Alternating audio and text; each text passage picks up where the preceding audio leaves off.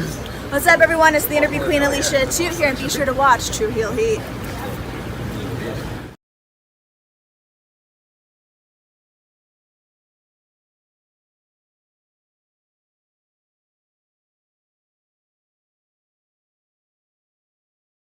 What's going on, everybody?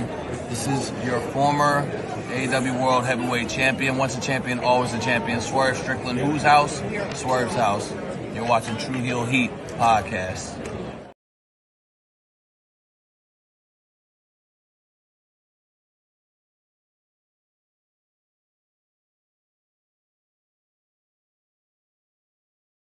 Hey guys, it's Thunder Rosa and welcome to True Heel Heat.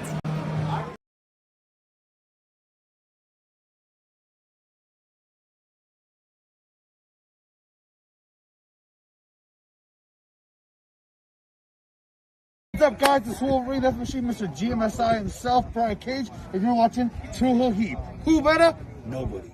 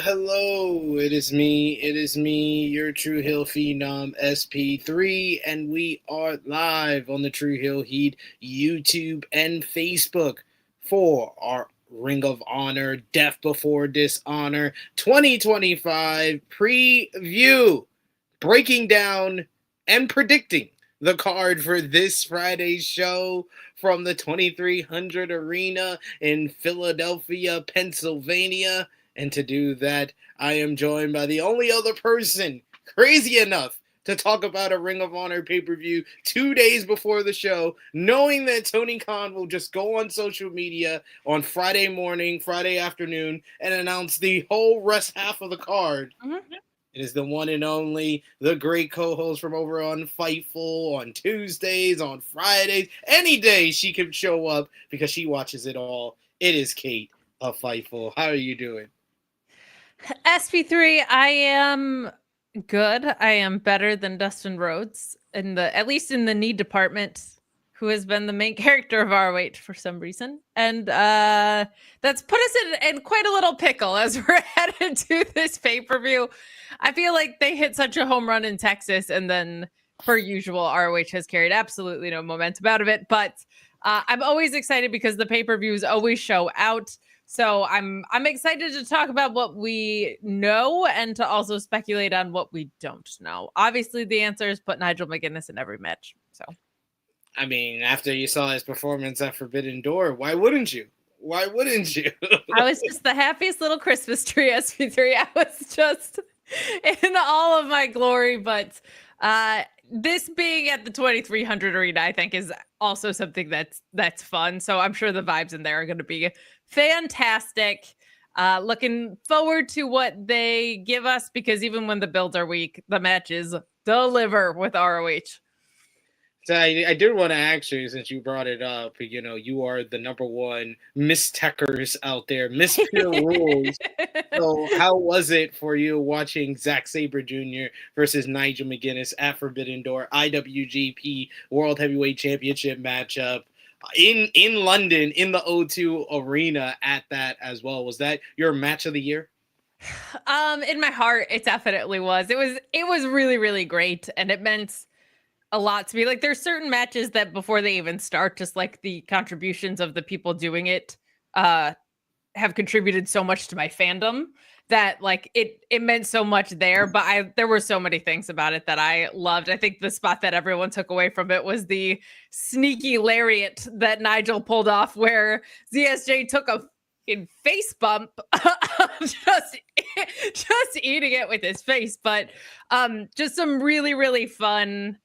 Like, I loved that match because I felt like it was everything it was. They did every spot that involved the word Europe and London that they possibly could. They did so much. Like, I love that it started with so much risk control in the beginning and then just blossomed into what it did, because it felt like they were in Zach's world and Nigel's world. And what I've loved so much with Nigel is this isn't like some pity nostalgia run for this guy. He's still really, really, really good.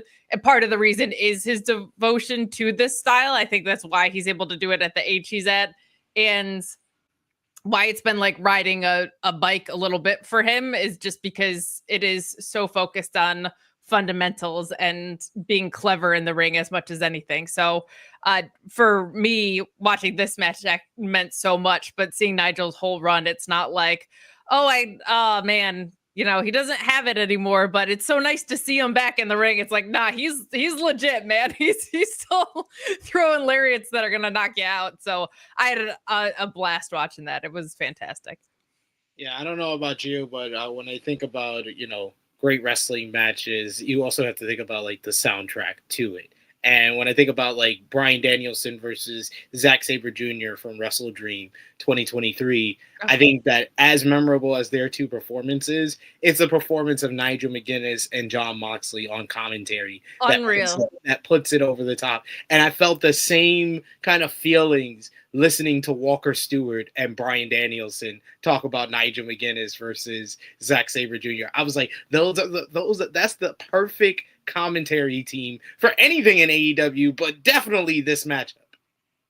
I mean, Walker Stewart, a young phenom, unbelievable. And coming off of the G1, I don't think people realize what a heavy commentary lift a G1 is too. Like, he's just fantastic. And then to have Danielson, him pointing out like, oh, how the turntables, right? Like how he's seeing now Nigel McGuinness fighting for a major title in the ring and on commentary, him not being able to help but love that Nigel was doing it, I thought was actually so sweet. And then, of course, what he added from having history with both of these guys, being devoted to a similar style, just talking about, I loved how he kept calling Zach scientific. I thought that was such a great way to describe what Zach does. So I'm completely with you. And I loved Walker talking about the differences between Nigel and Zach too, because I think it gave a framework to people who maybe aren't as disgustingly obsessed with this style of professional wrestling as I am, like a really nice reference point to see what these guys do. So it was fantastic. And you're right. The call on all of these, with Zach and Brian, I found out who Volkan was through Nigel's commentary, and that sent me down like a Rings Volkan versus Tamura trilogy hole that I didn't even know existed. So like I love when great commentary makes the colors that are being unfolded in front of you so much more vivid, and that's exactly what I felt like Bryan Danielson and Walker Stewart accomplished in that match as well. What a blast! It was certainly my match of the night, and very special place in my heart for sure. Definitely understand where you're coming from. And of course, we appreciate y'all for joining. Before Dishonor. We always go off. Appreciate y'all for watching us. If you're watching us live, appreciate y'all if you're watching us on demand. Remember to show your appreciation back. The simplest way possible is by dropping a thumbs up on this video. You can share this video with all your wrestling fans, friends, and family on all your favorite social media platforms. If you're new to the True Heel Heat YouTube channel, hit that subscribe button button, hit the bell to stay notified for all the great content here. And of course, you can sound off in the live chat. We love to interact with all of you. Hear your thoughts on this Friday's show, Death Before Dishonor 2025. What matches do you think are going to be added to the show? Let us know in the live chat as well. And of course, if you're feeling generous, you want to give back to what we do here, you could do so with a super chat donation. Any dollar amount matters. It goes back to contributors that you see on screen with us here. And we always appreciate the support. We got Clown joining us in the chat saying afternoon, everyone. We got Zach who says happy National Banana Lovers Day. SP3 and Kate, I did not know it was Banana Lovers Day. That is a trap as a lady to talk about Banana Lovers Day. I'm just going to let that one sit and say, same to you, sir. But I, as a woman on the internet, am not going to be saying that phrase out loud too many times in a row for fear of it getting clipped. I already got clipped. Brandon Rose says, what's up, SV3? Hey, Kate and Chad. We also got Clown who says, I do love a banana cream pie. So thanks, Zach. More things that I will not be narrating. I'll let SP3 take that one. Hey, this is what I'm here for, to read comments.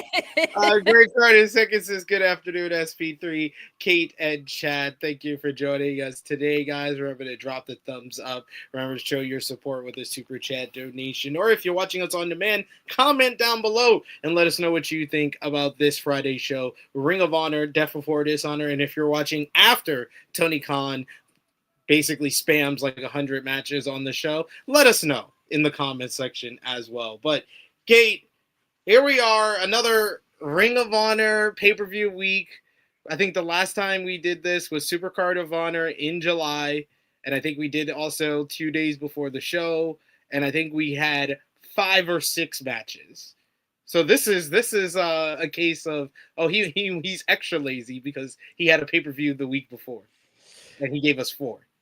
Yeah, it's so frustrating because it always feels like there's a lot of momentum coming out of pay-per-views. Like if you had told me all in weekend your favorite match was Takeshita versus Bandido, I would not have argued with you. Like that was an absolute masterpiece.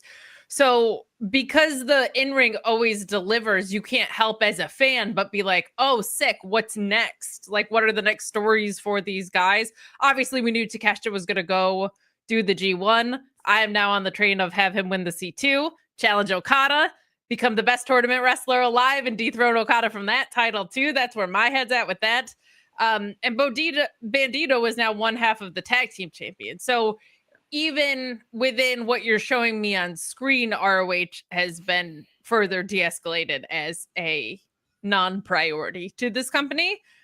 But Yeah. like, am I going to be mad seeing Bandido wrestle for 17 minutes against someone great? Like, no, like, you know what I mean? Like, I'm never going to be sad by what they give me in the ring, but it is tough to sit here and like, it's our job to do predictions of matches that A, aren't announced, or B, are just kind of thrown together.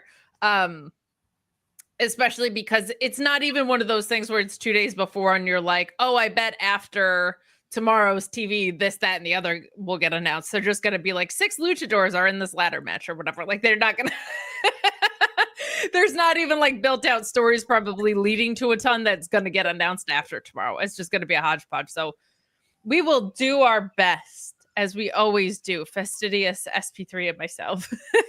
And it's a very frustrating. It's all the circumstances surrounding this show is stuff they can't control. Dustin Rhodes getting knee replacement surgery, Nick Wayne breaking his foot, coming 1 week after Forbidden Door. You can control that, but they had it scheduled for I think 2 weeks after Forbidden Door, and then it got pushed to this week because Tony has a wedding to go to that week. So these are actual reasons, people. I don't. It must be somebody really important because I'll say that much of what I know of Tony Khan, which is literally all peripheral. That guy would get married on a Wednesday and go to Dynamite if he had to. So it must be something very special. But he's like, after party at Dynamite, baby. Yeah, that's the reception. But what is frustrating is this Forbidden Door placement was just bad, right? Like it's on the heels of the G1, which handicapped a lot. Didn't handicap you giving me Kyle Fletcher and Despy. You could have done that, but whatever. And with ROH Death Before Dishonor here, like unless you were going to do something where the implications of one affected the other, that's not the best way to go about stuff. But that being said, I don't know where else you really put it because they've already moved stuff around and they have a pretty busy fall. Like if you are going to be doing the Continental Classic in the fall, which I'm just going to assume because that's the precedence that has been set, plus football picks up. So you're then giving an ailing product more to compete with. It's a little bit tricky in that way. What they could control is not making a 56-year-old man the main character of your program. And that part you could control, and they've also had enough time now that they could have done something about it. Like that's my frustration is we're at this point, and that happened like 6 weeks ago or whatever. That was at least a month ago, right? It was 4 weeks ago. It was the July 31st collision is the matchup with Kyle Fletcher and Dustin Rhodes. So okay, so about a month. Yeah, a month. But the thing is, you're absolutely right, is because they film matches at their recent tapings. They could have done stuff. They could have shot an angle that set something else. Because, like you said, a 56-year-old was the main character, holding 2 titles hostage. And not defending them there either, really. No. Like, not with consistency. So because he wanted to win a 3rd belt for no reason. Well, for the saddest reason, honestly, like. Yeah, no, I know it was to uplift the people after Adam Cole, got injured. I understand all of that, all fine and dandy. I'm glad it's over already. 56-year-old belt collector Rhodes was not something we needed. Like you're 100% on about that. I'm getting frustrated by this narrative that it's like, well, what were they to do? Because I see that a lot now. Yeah. But even the perfect example, John Cena heel turn, right? Well, the Rock left him high and dry. You had months, though.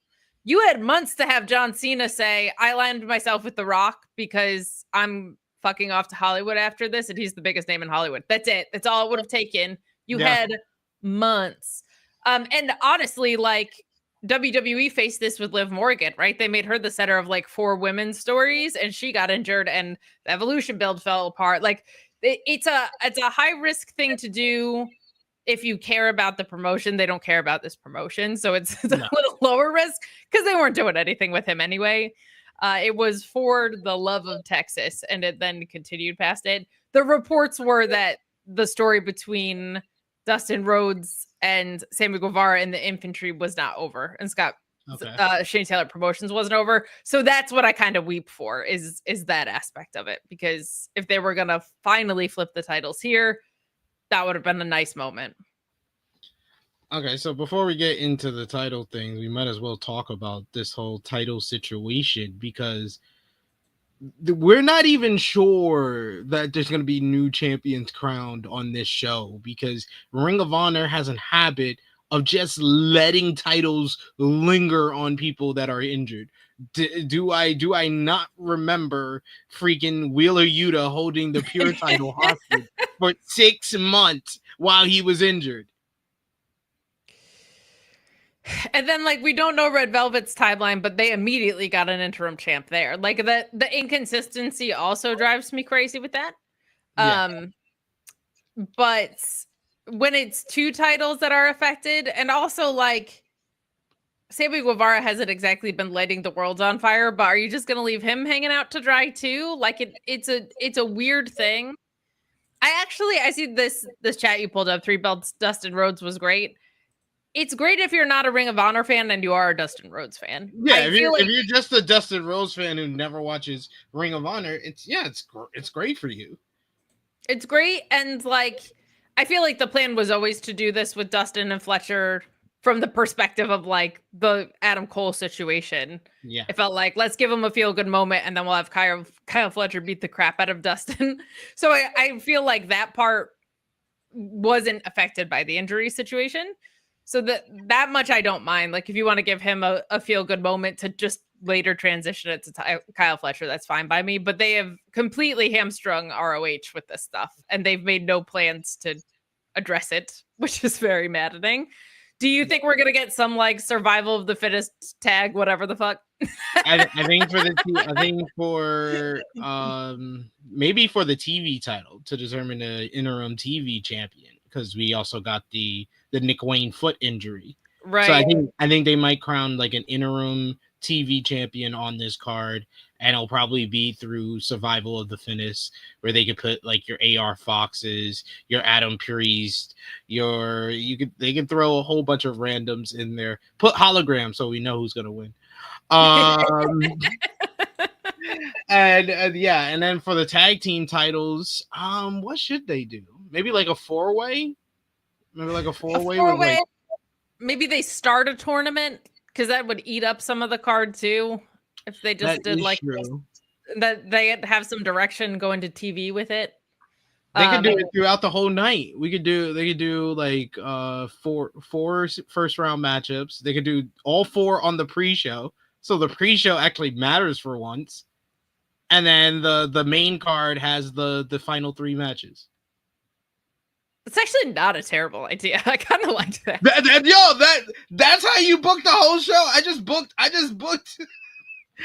7 matches for them. We got the pre-show, we got the main card, boom. Perfect. Do they have the tag teams to do it? Is the question, I guess. That is a better question. I think with like the 6-man tag team titles, the solution is easy, and they kind of showed this to us on last week's Ring of Honor, where they had Sammy replace Dustin with the Von Erichs. So just do that with the 6-man tag team titles. You could do the Von Erichs or Sammy and one of the Von Erichs as one of the teams in the tag team tournament. So Sammy still has a chance to reclaim the titles that he never really truly lost. Then you got the infantry. You got Top Flight. I was gonna say you could pull Top Flight back down. You got Crew. You could throw Crew. You could throw GYV in. You know what I mean? Like if you're making it a tournament, you could open that up to some of the lesser Dark MXM, Order, Dark Order, MXM, and the Frat House. Your favorites. What about Beef? What about the Workhorsemen? Did we say the Workhorsemen? Beef just came back. I mean, we could toss off some of these teams because the Outrunners would be a big one to put in this one. That'd be great. Like that's a great place for them. Yeah, I agree. We'll throw out the Frat House and we'll put in Outrunners. Might throw out Dark Order and put in maybe SAP or Workhorsemen. I feel like Workhorsemen. Yeah, I'm in. We booked it. You're welcome. You're welcome, Tony. We'll expect the checks in the mail. Just infantry wins, by the way. Infantry wins because we are part of the set. We are part of the infantry loves us and we love them, so they win in the end. Well, and like this was the story, and they've had so many title shots where they lost. Like, just give it to them. It's gonna be infantry versus Outrunners in the finals. How far they came from lower card tag team feud on this show like a year and a half ago to the finals of the tag team title tournament. Perfect. But then the Outrunners will win and they won't show up. That'll be unfortunately. You're right. You're actually right. So who would be in this survival of the fittest for the TV title, the interim TV title? Because they're not going to strip Nick Wayne. They're going to do an interim. Probably hologram 4 times. Hologram, El Grande hologram. Hologram 4 times, so he loses for the first time. He loses 3 times at once, and then also wins a title. One way to go. We must lose at least this one time. I can see hologram in it. I can see maybe someone else. Blade Christian. Yeah, that's a good shout. Blade Christian. I see someone from the Callis family, maybe Rocky or Lance. That would be Lance in there would be really fun. Like Lance in a survival of the fittest match would be very, very fun. Yeah, it will take everybody to get him out. Yes. We also need a luchador who's unaffiliated. Ooh, I like that. I like Masquerada Dorada. That's a fun shout. Yeah, Not mad about that. that would be That'd be cool. very fun. Okay. Oh, I can see that too. Frantic World saying I can see an old school Ooh. ECW wrestler in the Survival of the Fittest. Just call up Rhino or Little Guido. That would be very fun. I think Little Guido was on WWE television pretty recently, so they'll probably go with Rhino because Rhino had a good showing too.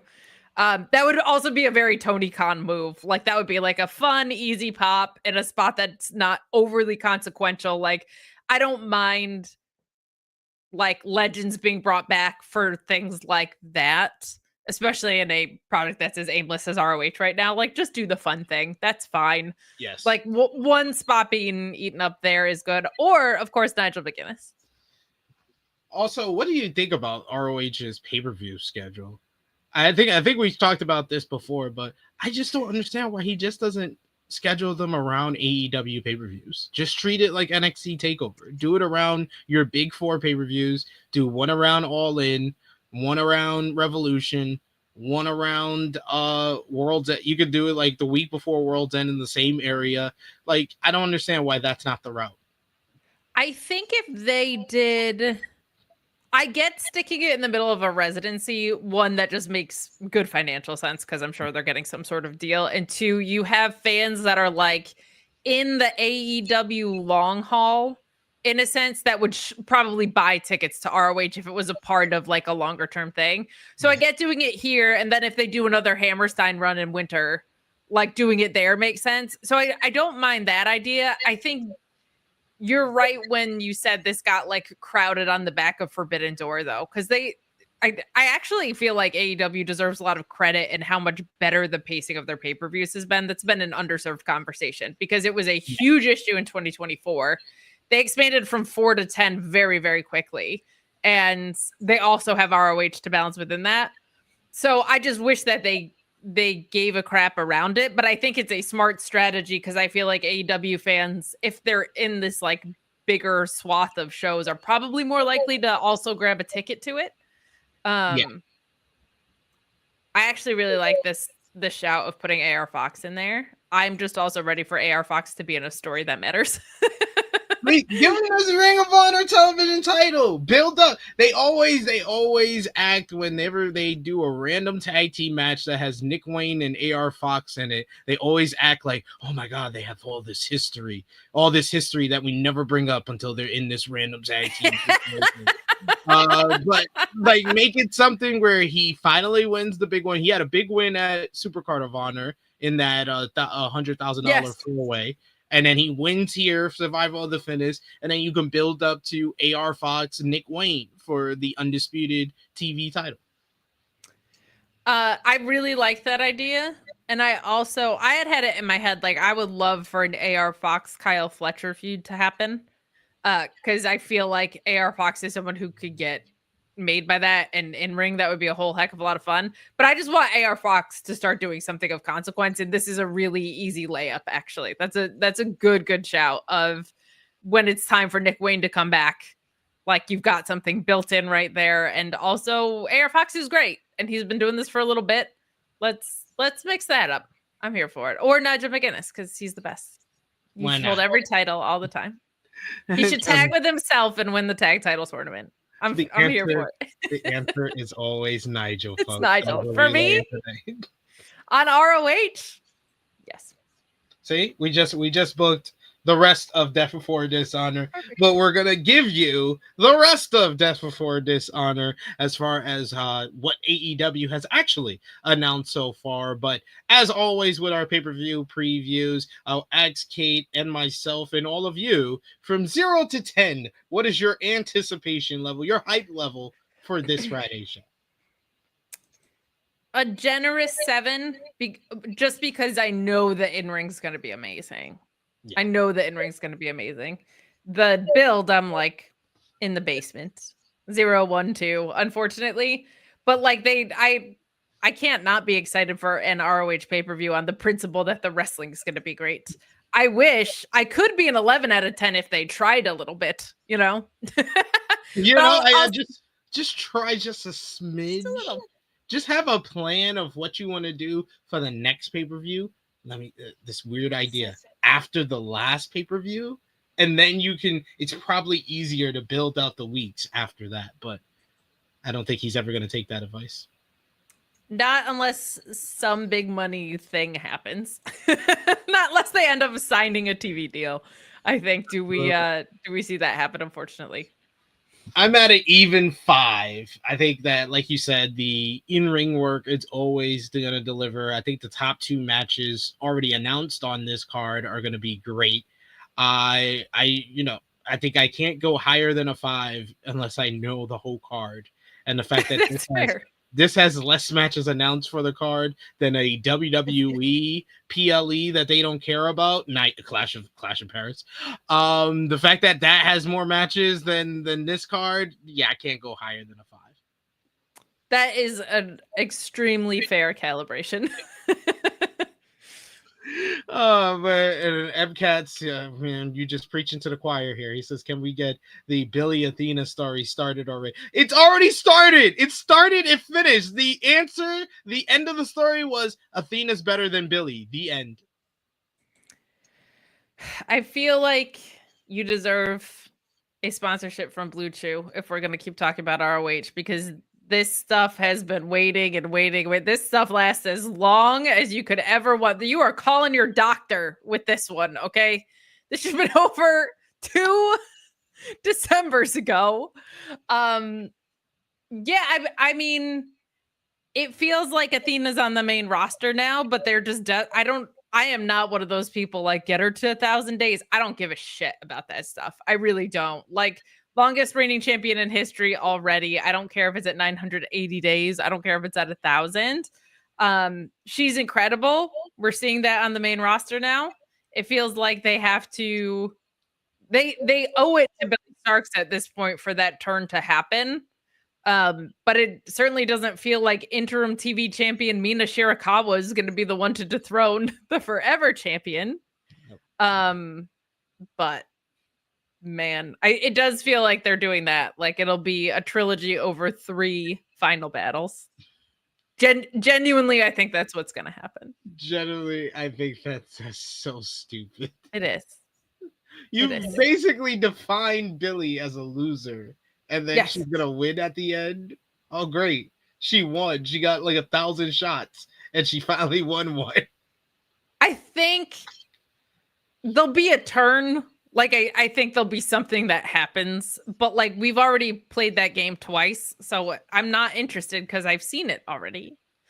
But I think they want the third time's the charm story. Like, they want the mentee finally conquers the mentor thing, but they've gotten so lazy about it that it's lost any and all sort of satisfaction when that moment happens, which is a shame because they're both great. Yeah, it's sad. It's sad, and you're probably, MCAT's probably right here. Fight without honor. That is what they would probably do. But yeah. Here we are. But yes, we'll talk more about that when we get to Athena's match. First up, for me, I said 5 out of 10. But we got 3 title matches already announced and 1 fight without honor. Let's start with one of those title matches for the Ring of Honor World Pure Championship. Is going to be Lee Moriarty defending against Chua. Yeah, it's not how it's spelled. Chua. I actually had to rewatch Ian Riccaboni pronouncing his name like 100 times before the show. Almost forgot it all before we got to this graphic. But Chua pushed Lee Moriarty to the limit a couple of weeks back on ROH TV on Honor Club, going to a 10-minute time limit draw in a pure title proving ground matchup, earning himself an opportunity at the Pure Championship. Chua is one of the stars from CMLL who's come over. CMLL has been more of a presence now more than ever on Ring of Honor television as of late, and Drew is just the latest example of that, as he will challenge Lee Moriarty for the Pure Championship this Friday. Kate, what did you think about their first match together, as well as who do you think wins on Friday? It's so hard to do predictions for anything on this, but I'm just gonna assume Lee retains, because I think that I actually feel like Lee dropping, they want to be a moment. I also feel like before Dustin's injury, it felt like we were leading toward the infantry finally winning the titles. And I think you want to make Shane Taylor Promotions a powerhouse at some point where everybody's lined up for those things. I could very much see Shane Taylor beating Bandido. That could be a very, very fun thing to do. Stylistically, that would be incredible. So I'm going with Lee for kind of just that it's the most obvious play. And I don't think this is the luchador they'd pull kind of one of those upset type deals on. And when they did that with Kyle Fletcher, it felt like it was because they were like, okay, we're bringing him to AEW full time because they had this split personality where he was an AEW loser and a dominant TV champion on ROH. So they said, all right, we're making the jump with Fletcher. I don't think they're doing that yet with Lee Moriarty. Not that he ain't ready, but I just don't think that's where we're going. So I'm going with Lee Moriarty here. I saw the first match. It was fantastic. It was a lot of fun, as to be expected, expected. Yeah, I expect this to be a good match, but like you and like it seems like with the chat, I think that Lee Moriarty will retain the title. I expect a strong showing from Ua, but Chua, I think that he's not one of like CMLL's top stars, so I don't see it kind of being that tough of a challenge for Lee on this occasion. So then we got the matchup that has probably gotten the most build heading into this Friday, Kate. It is a fight without honor.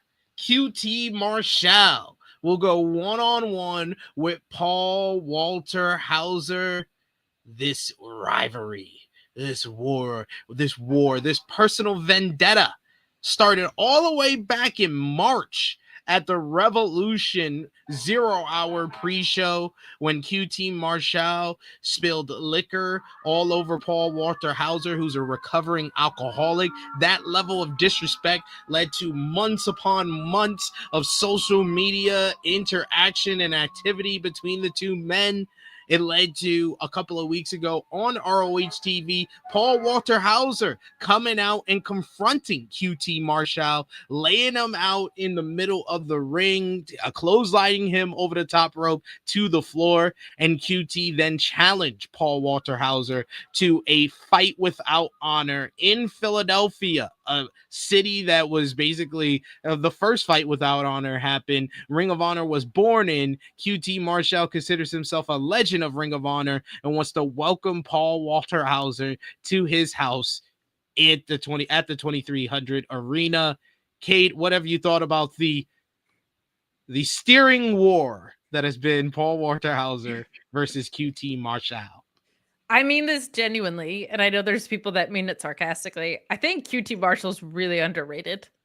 Like at doing his job of getting people to give a crap. Like he's not given a whole heck of a lot. And if you listen to crowds when he's actually wrestling, he gets reactions, like pretty monster ones. I know when you're fighting the Rizzler and the the Big Boom crew, like you're going to get reactions anyway. But he really, like, on the most intimate level, understands what pro wrestling is supposed to be as a heel. And I think he's actually done a pretty good job with this. I think Paul Walter Hauser is going to get the best of him here. I think QT Marshall is being used as a guy that loses in specialty feuds, which is a brilliant use of him, honestly, because he knows how to make other people look good. He knows how to help people through matches.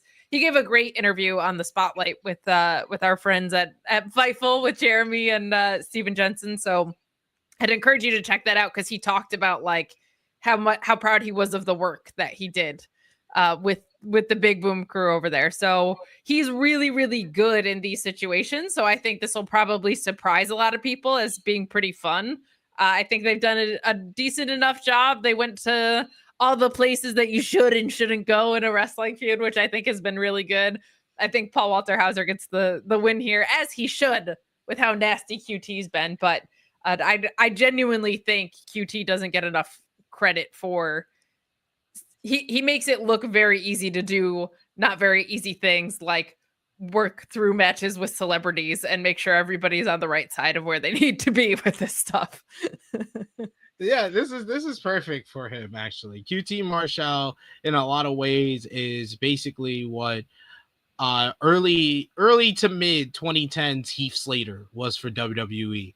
He's the guy that's going to come in. He's going to he's going to look great. He's going to make whoever he's in the ring with look great, bump around for them. And if it's a legend, if it's a special guest, he's the guy that will make them look like $1 million. And that's what QT does every single time out. And I'm glad they found a role for him, because a lot of people tend to forget that QT left the company completely because they kind of couldn't figure out if he could do like something backstage, something still on TV, still contributing to the on-screen product, but they were able to kind of find the balance where he has his backstage role again, and now he's got a guest, a special attraction, the heel special attraction, basically. Whoever is going to be the special attraction babyface, QT Marshall is probably going to be the heel that makes them look good, and this is another occasion of that. And I think they've done a good job of building this match up and making it something that will probably get some people that want to watch this show just for this one matchup. But yeah, like you said, in the end, Paul Walter Hauser gets the win. He picks up the victory against QT. To answer Darius in the chat, who says, who is Paul Walter Hauser again? For me and nerds like myself, he is Stingray from Cobra Kai. That's where we first met him. Most notably, probably now, what most people around the world will probably know him in is as Mole Man in the new Fantastic Four First Steps film. He was also a commentator on AEW Collision a couple of weeks ago, and he's been appearing off and on Ring of Honor since about March. And he's been in a whole bunch of other films. He's trained a bunch too. Like this isn't just he's done some MLW work, I believe, as well. So this isn't Progress. He's the current Progress Proteus champion in the UK. So yeah. So this isn't like gonna be like a choke slam but you're gone kind of thing. He's knows what he's doing in there a little bit, but QT just has the experience to ring general that, which is kind of what I meant there. So I'm actually looking forward to this because they QT's made me care about things that I wouldn't normally care about a few times now. So I'll take it. Got to give him credit. All right, we brought it up earlier. Let's talk about it. For the Ring of Honor Women's World Championship, Athena will defend against Mina Shirakawa. And what this match is really all about is, will Athena make it to 1,000 days? This Friday marks 994, 95 days of her reign. If she's able to get past Mina Shirakawa in Philadelphia, she will become the 1,000-day champion. But Mina is been on a roll on Ring of Honor television, picking up singles victories. Then as Supercard of Honor, she defeated Persephone, Yuka Sakazaki, and Miya Yamashita to become the interim ROH Women's World Television Champion. And before she could even set up a undisputed unification matchup with the current World Television Champion, she was injured at the hands of Athena during the Women's Casino Gauntlet match, hurting her hand. But when she came back, Tony Khan wanted to give her the chance to get revenge on Athena for that injury by giving her an opportunity at the ROH Women's World Championship. After watching her good friend Timeless Tony Storm figure out Athena and pick up a rare victory over her at Forbidden Door, can Mina figure out the fallen goddess? Kate, what have you thought about the story or lack thereof heading into this matchup, as well as who do you think wins on Friday? I think it's pretty obvious Athena's retaining here. I think they want her to get to that 1,000 days. I give them credit for playing off of the situation with Mina and Athena. Like, I think that's a good way to go about inventing a story out of nowhere. But I will say, like, if Mina's ready to go and your card is this thin, she should be defending her title against someone. But they've thinned out the division so bad that there's not really anything to do there. You also had Suri Kondo coming in and immediately having to go away for surgery too. I think she probably would have been like a fun shooter for Mina to go up against, or I would have absolutely adored seeing her and Athena. I think that would have been the route they would have went for this show if Shuri didn't get injured. Unfortunately, yeah, like she showed up and was gone as soon as she arrived, unfortunately. But I do feel like that feud is still gonna be great when it, when it happens, no matter which show it ends up being on. But I think this is another one, very predictable outcome. I feel like the match will be excellent. I just feel like you should have had Mina defending her own title when the card is so thin to begin with. I gotta agree with you there. Like there had to be another option to go with where you could have given both women title matches on this card, whether it's I don't know, Alex Windsor or someone else. I mean, the AEW women's division is so deep. They still have women that are on the sidelines, kind of waiting, watching. Like you couldn't figure out what to do with the women's pure title. How about you just give Deonna Purrazzo a shot at the ROH Women's World Championship? You know, she's actually a former champion. If you look through your records, you would see that. Like, come on, what are we doing? Her versus Athena would be fun as hell too. By the way, that would just be all day. All day, I could watch that match. But I agree. I also feel like the people that they had flirtations of stories with, unfortunately, as deep as the women's division is, like you think of Thunder Rosa, that's someone who got injured too. Like there are some things that they kind of like felt like Rosa might not be a one and done. Felt like Kondo was probably coming in. They're both injured, so it's a little bit trickier. But you're right in that like you could have snapped something together with Ty Mello. You could have like there's options there. Deanna's a great call because of the history there too. So I'm sure she'll be announced for some pre-show bullshit that you know what's sad is you're probably right because she's right there in Jersey anyway. So it's a quick call. Can you take the bus over here? Oh, thanks. Yes. Expense an Uber, right? It's expense an Uber. What is that? $200? Ah, that's fine. That's fine. Put it on the platinum card, said Tony. But yeah, that would have been the better choice. I 100% agree with you. You have both women defend their titles if they're both healthy enough to compete. That seems like a no-brainer, but no-brainers in Ring of Honor seem to be very difficult to figure. They're very far apart. I will give them credit though, because one thing that we've complained about in the past when we would do our post show on Fightful is whenever we had a great Ring of Honor pay-per-view, we never knew what to look forward to next. And Super Card of Honor may go down as like the best Tony Khan ROH pay-per-view because not only did he give us a night full of great action, a match of the year candidate with Takeshita and Bandido, but right after that match of the year candidate, we immediately knew what the next pay-per-view main event would be. And I was honestly, like, even thinking about it a month later, I'm honestly shocked. He had that much foresight for the fact that he was only able to come up with 3 other matches in a month since then. A whole month's worth of foresight. For the Ring of Honor World Championship, Bandido, 2-belt Bandido. That's right. Defending against Hechicero of the Don Callis family. Hechicero got a victory over Michael Oku back at Supercard of Honor. Then he showed up to confront Bandido after his absolute epic encounter against Konosuke Takeshita at Supercard of Honor. Stole the weekend. It was Hechicero who staked his claim for an opportunity at the Ring of Honor World Championship.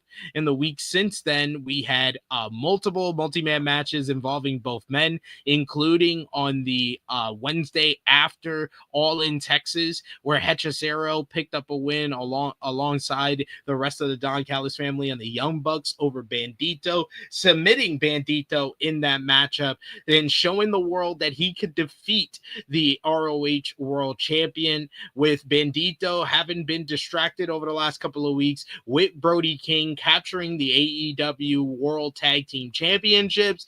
Will his attention now be diverted this Friday when he has to defend the Ring of Honor World Championship against Hechicero?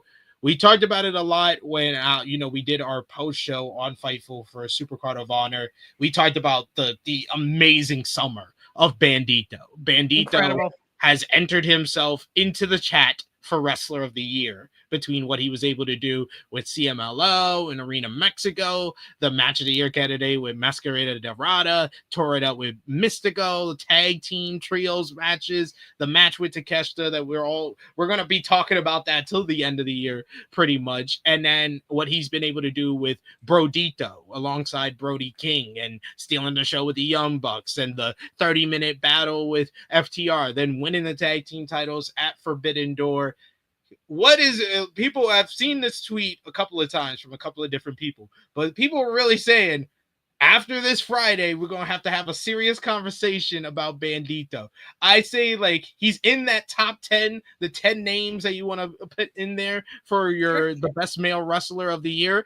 And I think that if he's able to repeat what he did the last Ring of Honor pay-per-view and do that with Hechicero, someone who isn't considered one of the 5 best wrestlers in the world like Takeshita is, I think, then we're going to have to be like, I think he's one of the finalists. He's moved on to the next round where we're like, okay, now it's him, and there's only 4 other names that I'm willing to listen to debate you on, because that's how good Bandido has been over the last 3 months. And Hechicero, this is a big opportunity for him, and further, expanding on the Don Callis family story that's going on. So, Kate, what do you think about everything going on, whether it be Bandido's year so far, this matchup, and who wins on Friday? Well, I think this matchup's going to be a sight to see, because, like, I'm even on the pre-show, I'm watching Hechicero and I'm like, this man really is a magician. Like, he's such a special wrestler. And the only thing that I don't love about Hechicero is that I didn't find out about him sooner, because I am mostly confined to American television and then stuff I actively seek out, and I didn't actively know to seek him out. He's just really, really incredible, and I think him and Bandido are going to have an incredible showing here. If they cared more about the duality with AEW, I would say that there's more of a possibility that Bandido drops here, and because I think there's actually some interesting stuff you could do with the Callis family, with Kyle Fletcher having a title. They might want Hechicero to have a title. They might want to start transferring some gold to them. But even if Hechicero is the one to do it, I don't feel like maybe it's a one and done. Maybe we get some more juice out of it.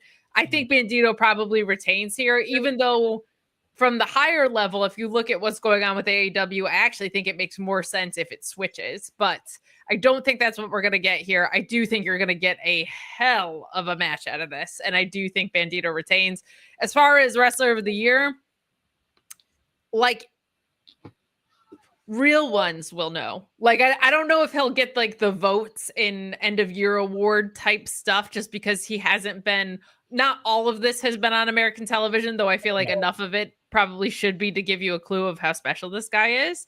But I don't know if he'll get the mainstream credit of it, but I think people that are, like, as deep into wrestling as you or I, or people watching these podcasts, will understand what a special talent he is, what a special year he's having. And he's just never allowed to be sidelined ever again. I've decided that we can't ever have that, because he's incredible. And what's impressed me so much about the Brodito run has been how quickly they have gelled as a tag team with, like, tandem offense and chemistry. Like, I know they've been friends for a long time. Like, they've crossed paths many times in this great business, in this great sport. But, like, the way that they've gone about business as a tag team doesn't feel like they're a Franken tag team. It feels like they're a proper tag team. So I'm intrigued to see what happens with this title run. I don't think it's for the long haul, but I am entertained by what I've seen from them so far, for sure. For sure. Hechicero is hilarious. Shout out to Righteous Reg, our Ring of Honor brother. I agree with a lot what you said, and honestly, I agree with you so much. I'm going with Hechicero for the win. I think that is the thing where you can help two different stories. You can free up Bandido, where he's able to focus on the tag team division. You could give another title to the Don Callis family, and he helps my story, because I said, after, even before Forbidden Door, I was like, you got Will Ospreay, who's going to be out. Now Swerve's got his surgery this week.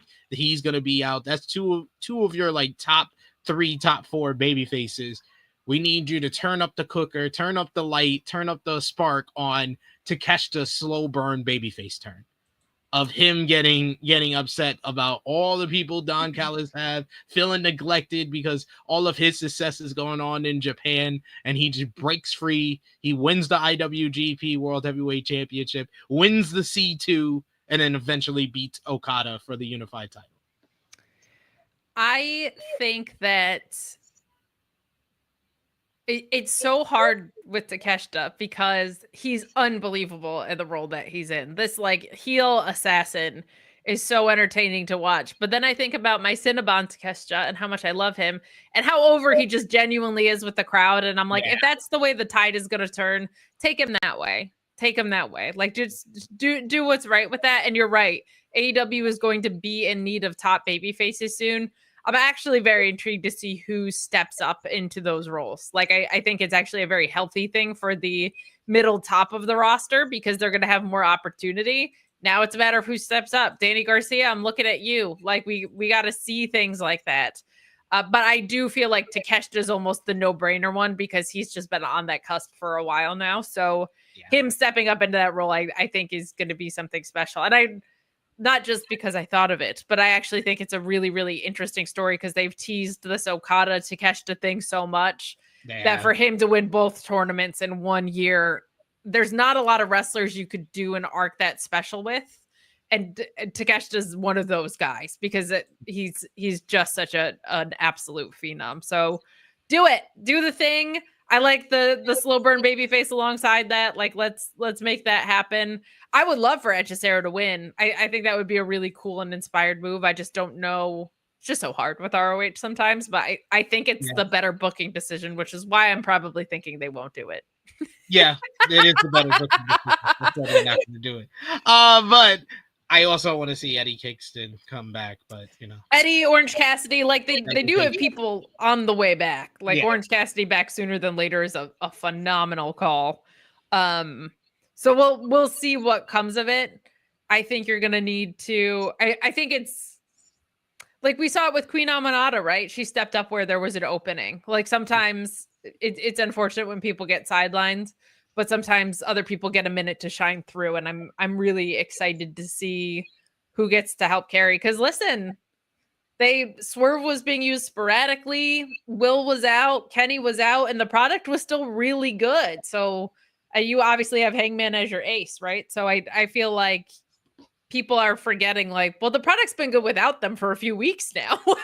So like it'll hang in there, but those are definite hits to the roster depth that you're going to have to fill those voids. Most definitely agree there, but we've made it to the end of this pay-per-view preview talking about ROH Death Before Dishonor. We'll talk about it some more this Saturday on the flagship podcast, and I think maybe me and Kate will team up together over on Fightful to talk about it either after the show or sometime. We'll figure it out and we'll let you know. But I want to thank Kate for joining me today. Always love talking the graps with you. Always have fun whenever you come on the channel. So always appreciate you coming by. But let everybody know where they can follow you on social media and when they might see you again. Sure. So I also just saw that SP3 had Death Before More Matches under his name. By the way, I just saw that little tag, and that's phenomenal. Perfect description of what we're talking about here. But you can find me at Miss Kate Fabe on my own YouTube channel. I'm doing some content over there. I'll probably do like a Clash in Paris preview for some reason, but there'll be more content coming out this week. So at Miss Kate Fabe on YouTube, if you could subscribe and support over there, that would be incredible. But I'm also at Fightful on Select every Monday, Tuesdays, and Fridays on the main channel over there, and Wednesdays talking all things All Elite at the Mark Order. And yes, I will probably, if I don't end up going to Death Before Dishonor Strong SP3, into doing a Fightful post show over there at some point. So if you liked what you saw with us tonight, head on over to Fightful and check us out there. SP3 is about to have a long-term substitute teaching collision residency over there. So follow over at Fightful for more SP3. They're going to the residency of SP3 That's right. for a month and a half. That's actually awesome. Hammer sign comes to SP3 this time around. It's not the other way. We like that. But yes, thank you, Kate, for joining us. Go over and check out Always. all the great work that Kate's doing, Mark Order, Fightful, and everything in between. You can follow me on the Twitter machine at TrueHillSP3. You can follow the gang Facebook, Twitter, Instagram, TikTok at True Hill Heat, patreon.com/True Hill Heat. $3 a month to get you exclusive content, including our new series, GOAT Match Series, where we watched Bailey versus Sasha Banks from NXT TakeOver Brooklyn, and we ranked it in regards to the other greatest matches of all time that we've watched so far. We did that for the anniversary, 10-year anniversary of that epic match, so go over and check that out at Patreon, and we'll have a new matchup. We're starting up the trilogy, the 1989 trilogy of Ricky Steamboat and Ric Flair. That's going to be our next matches that we watch next. So check that out and check out all the great content we got on the channel right now, like our AEW NJPW Forbidden Door 2025 review. Poor Will. Check out our True Hill Heat flagship podcast celebrating our 8-year anniversary from this past Saturday. Myself, Miss Chrissy Love, and the True Jaw Josh talking everything going on in the week from the week that was last week. And check out Rated Raw review from yesterday, number 82, with Top Guy JJ, myself, and Romeo, breaking down this week's Monday Night Raw. I will be back tomorrow, 1:05 p.m. Eastern Time, with AE Ramble reviewing tonight's AEW Dynamite with Jimmy Macaram. We'll also be dropping our WWE NXT Heatwave review here on the channel, either tonight or tomorrow night, so check that out as well. But for Kate, it is me, your True Hill Phenom SP3. This has been our ROH Death Before Dishonor 2025 preview. We are signing off until next time.